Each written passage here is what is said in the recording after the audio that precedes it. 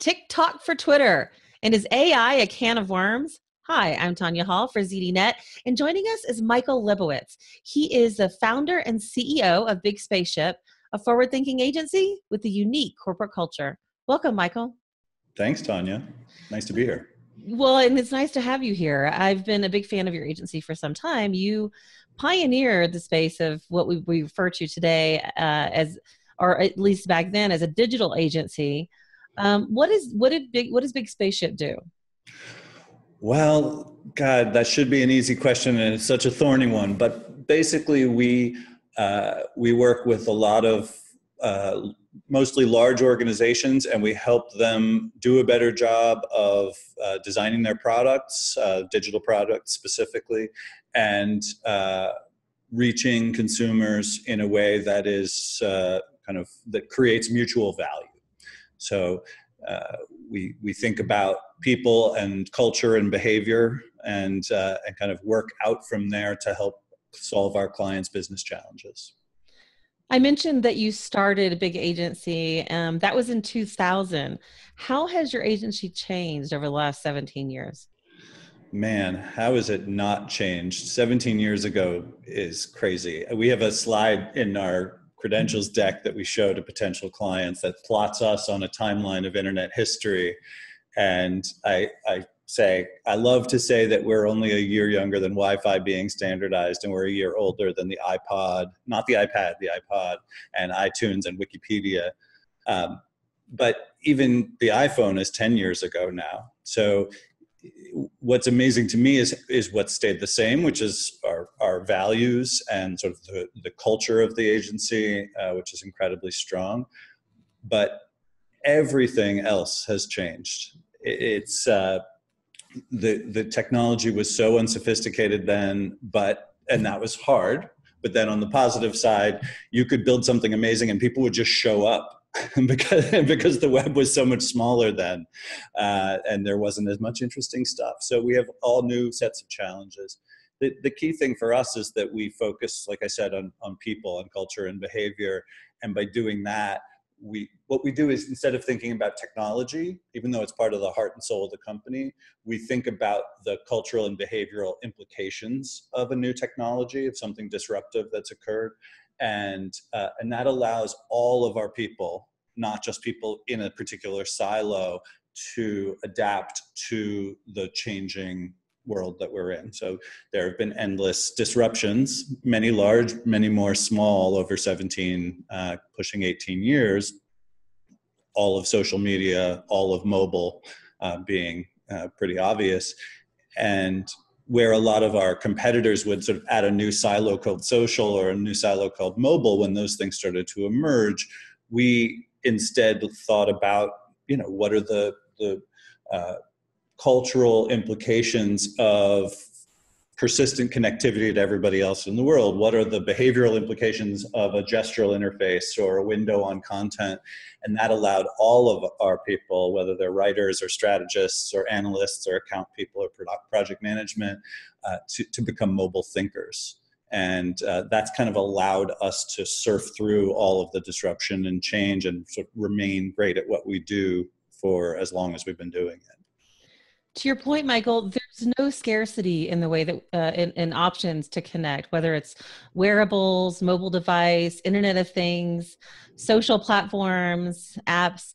How do you approach creative and design for a campaign based on the various different ways to connect?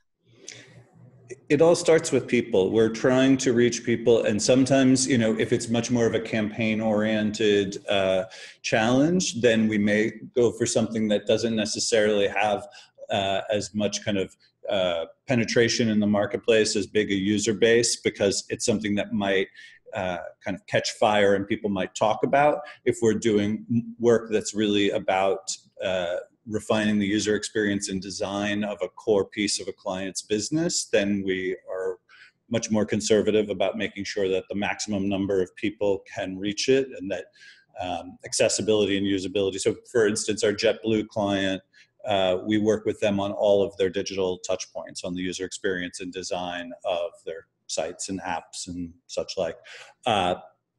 And we made it a mission with them to make the most accessible applications in the entire industry. And that's what we're in process of starting to work on now, that we're going to be the highest level of Americans with Disabilities Act ranking. And then you take very different approaches when you're trying to create buzz and chatter around something, and you're really trying to break through a huge amount of kind of clutter and noise in a content-filled marketplace. And then you might approach things very, very differently, where it's much more about a spike of attention than long-term usage. So it really depends on the behavior you're trying to engender and the culture and the types of behaviors that the people you're trying to reach really you can identify in them. I'd say one of the biggest challenges might be the fact that I think we're seeing such a transition, in recent years, how boomers, for example, consume data or consume media versus how maybe Gen Z or millennials consume. How does that play in and impact your creative approach? Well, massively. Well, the approach remains the same, but I would say that there's a thing that we worked on that launched today that I think is really interesting to this question, which is TikTok by Bloomberg Media. So it's a new 24-hour breaking news network built on top of Twitter. So if you think of CNN as the boomer generation's giant news innovation, in 1980 or whenever it was launched. It was the first 24-hour news network. And now you have this new thing, and I want everybody to tune into it because it's really amazing. But it is built to be natively digital and natively social. And we had to really think about differences in consumption habits, differences in form factor. Obviously, when you're building a mobile first product, you have to really think carefully about the human factors involved and legibility and screen real estate maximization and such like. So we're tremendously agnostic when it comes to who we are willing to reach, who we want to reach for our clients. We're equally agnostic for what categories our clients come from. We're really just interested in people and sort of the tribes of people that exist out in the world that have been surfaced by the internet, and how we can reach them and how we can either bring them a little bit of joy or reduce friction in their lives.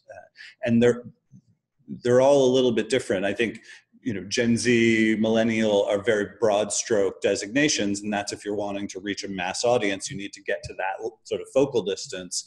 But there are many, many, many, many millions of sort of sub-tribes and different overlapping groups inside of all of those things that are fascinating. And that's where I get really excited, is can we kind of start triggering different groups, different cultures, kind of at a more micro level. You've said that your definition of innovation is the recently possible. Explain that. Well, I stole that. I was at a conference and somebody mentioned that they had heard it, and I think this is how something becomes viral. And it just stuck with me because it was the clearest lens to look at what excites me, what I'm passionate about in my career, doing this work in digital for 2 decades. That one of the things that's most exciting, maybe the thing that's most exciting, is that there's always something new, something that's recently possible that we can dive into. And I like it as a definition for innovation because it's a word that's lost so much meaning from overuse and sort of lack of definition of terms.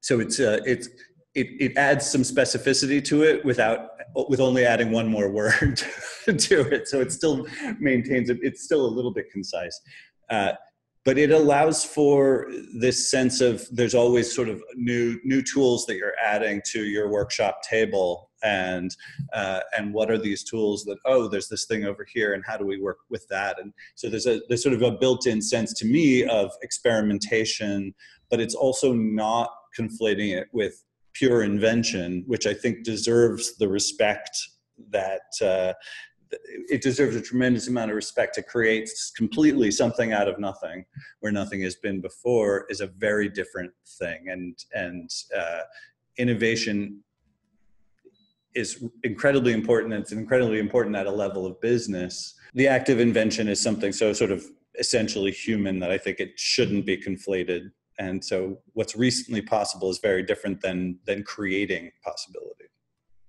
What would you like to see? What big disruption would you like to see in 2018?